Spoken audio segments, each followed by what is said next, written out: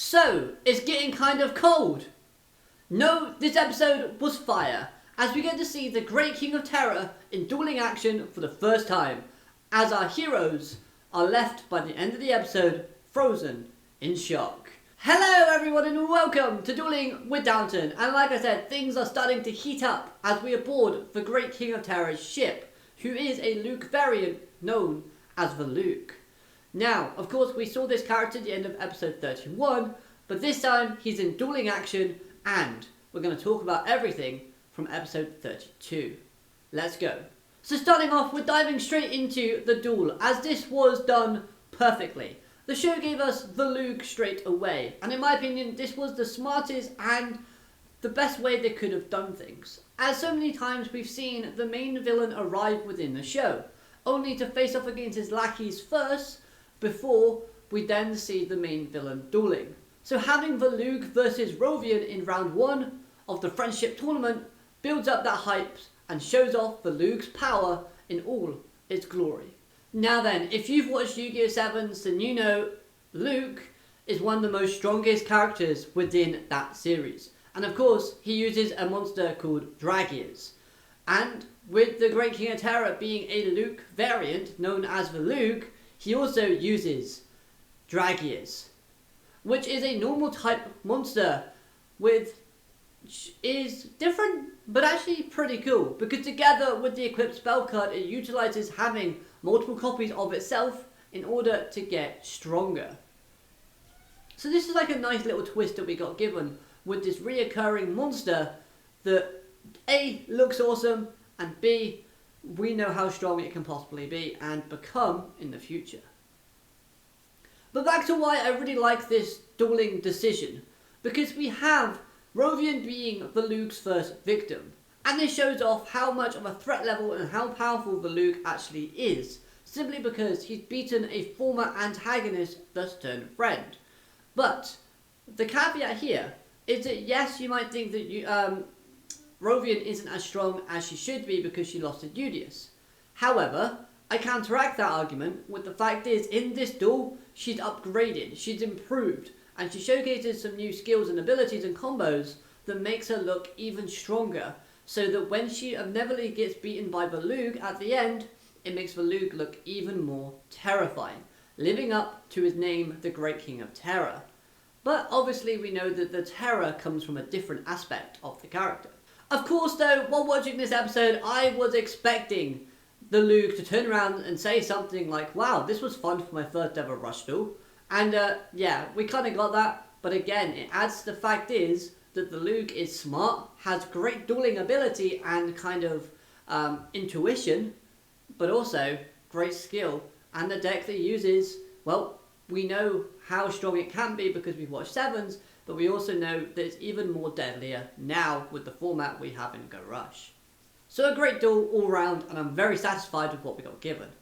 So then, the Luke. First of all, let's talk about his appearance. I really like the character design / outfit that they gave to him.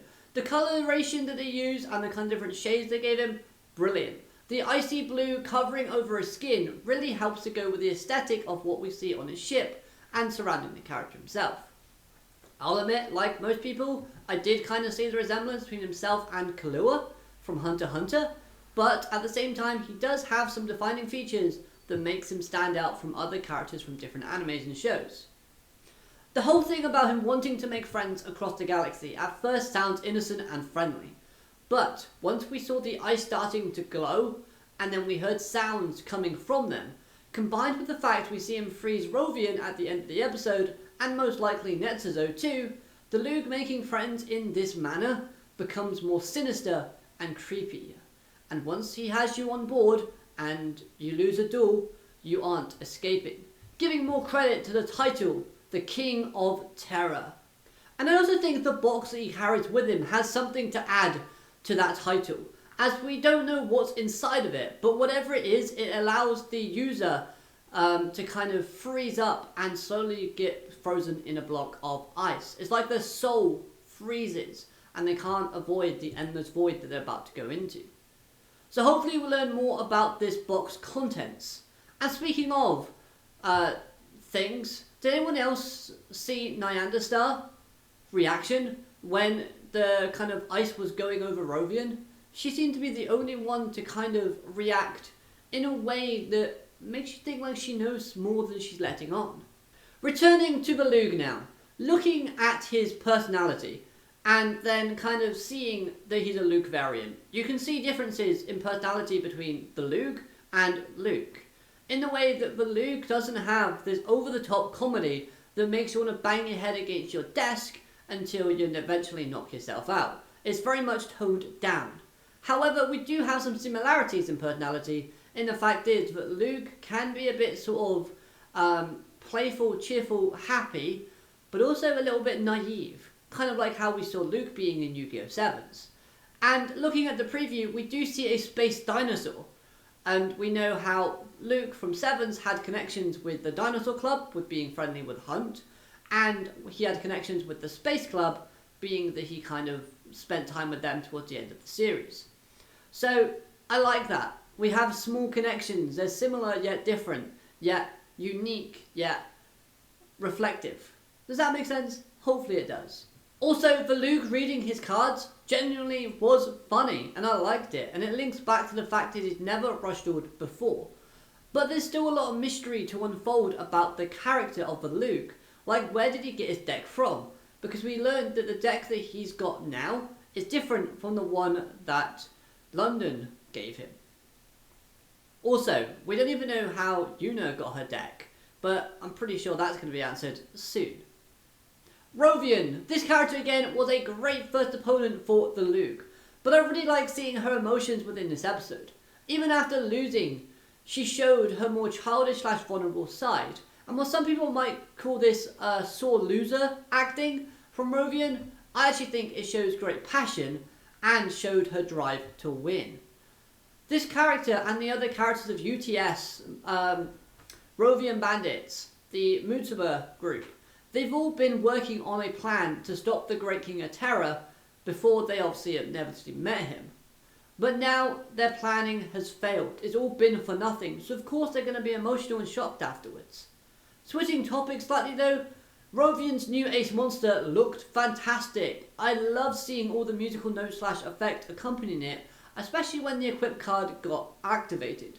The visuals look stunning, and some of the effects on said equip cards were just really fun, seemed in tune with the deck, and quite powerful to say the least. So overall, I love this episode as it introduced us to our new villain within the arc, while also showcasing the threat that's looming over our heroes. Now, the opening to the series, the opening intro, that has been updated to show new monster silhouettes and Team Luke versus our heroes. I think we're going to get some positive episodes moving forward, so I'm really excited. And the icing on top of the cake, next week we're getting Mania Dueling, and trust me, you don't want to miss that, because that will be hyped. So let me know your thoughts on this episode, and obviously I hope you've enjoyed this review. If you have, hit like, comment your thoughts, and I'll see you next time. Have a great day, alligator, matane, goodbye.